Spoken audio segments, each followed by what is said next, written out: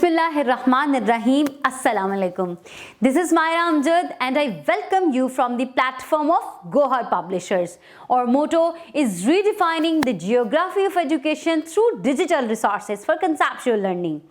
Dear teachers, आज हम Gohar science class 4 का चैप्टर 2 स्टार्ट करने जा रहे हैं जिसका नाम है इकोसिस्टम। टीचर्स, आप इस चैप्टर को बहुत ही ज़्यादा इंटरेस्टिंग वे में स्टूडेंट्स को इंट्रोड्यूस करवा सकती हैं क्योंकि ये बहुत ही कलरफुल और बहुत ही अमेजिंग सा चैप्टर है। आपने स्टूडेंट्स के अंदर इंटरेस्ट डेवलप करना है।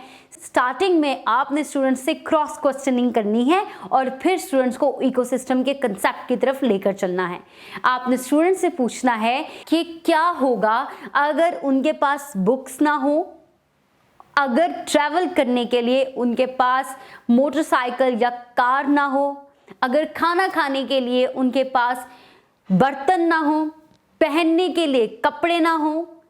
ये तमाम वो नॉन लिविंग चीज़ें हैं जो हमारे सर्वाइवल में, यानी कि हम जो कि लिविंग थिंग्स हैं, हमारे सर्वाइवल के लिए बहुत ज़्यादा ज़रूरी हैं।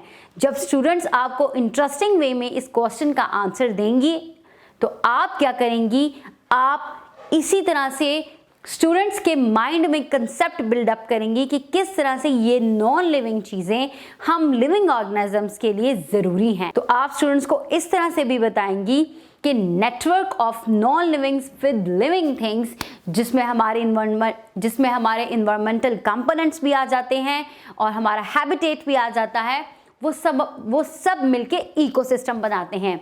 आप स्टूडेंट्स को कुछ इकोसिस्टम्स की एग्जांपल देंगी, जैसे रिवर इकोसिस्टम दिखा दें, पॉन्ड इकोसिस्टम दिखा दें। बुक के पेजेस पर बहुत खूबसूरत डायग्राम्स के थ्रू कंसेप्ट को समझाया गया है। आप स्टूडेंट्स में इस तरह से भी जो है इंटरेस्ट बिल्डअप कर सकती हैं।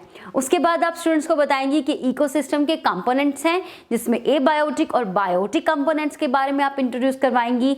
आप स्टूडेंट्स का ग्रुप बना सकती हैं। एक ग्रुप को आप एबायोटिक कंपोनेंट्स यानी कि नॉन लिविंग कंपोनेंट्स के बारे में इंफॉर्मेशन सिलेक्ट करने के लिए कह दें और दूसरे को बायोटिक यानी कि लिविंग कंपोनेंट्स के बारे में इंफॉर्मेशन इकट्ठा करने को कह दें।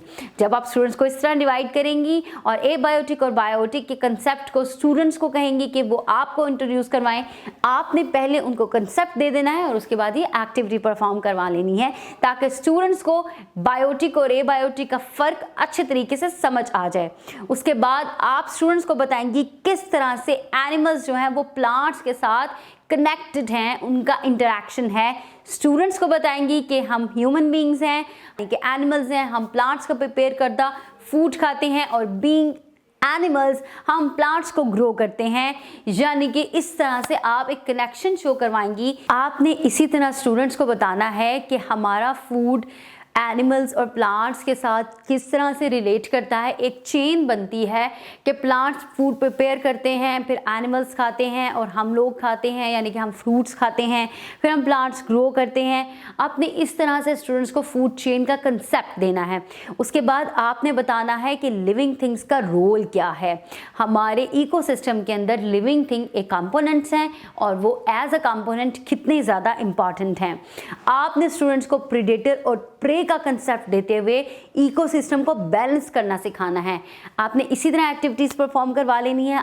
आपने स्टूडेंट्स के सामने कुछ एनिमल्स के जो है वो आपने पिक्चर्स दिखा देनी है, या आपने अपने बोर्ड के ऊपर कुछ एनिमल्स के नाम लिख देने हैं और स्टूडेंट से पूछना है कि इन एनिमल्स में से प्रीडेटर और प्रे का ग्रुप बनाएं।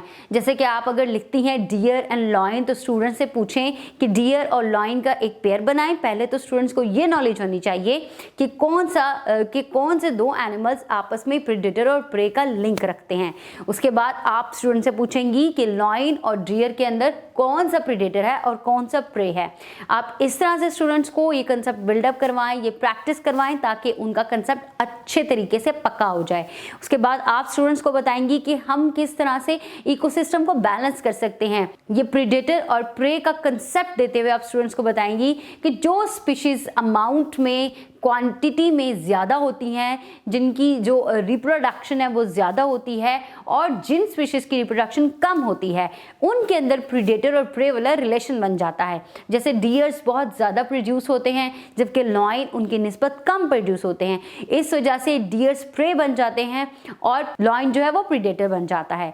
कंपटीशन फॉर द सर्वाइवल के बारे में बताना है कि हम किस तरह से कौन कौन से एनिमल्स या कौन कौन से स्पीशीज़ जो हैं इस इकोसिस्टम में, कौन कौन से स्पीशीज़ अपने इकोसिस्टम में रहने के लिए कम्पीट कर रही हैं कि वो अपना सर्वाइवल पॉसिबल बना सकें, और उसके क्या क्या तरीके हैं, किस किस तरह से हम अपना सर्वाइवल पॉसिबल बना सकते हैं। उम्मीद है आप अपनी टीचिंग स्किल्स को और ज़्यादा इम्प्रूव कर सकेंगी हमारी इस कोशिश से।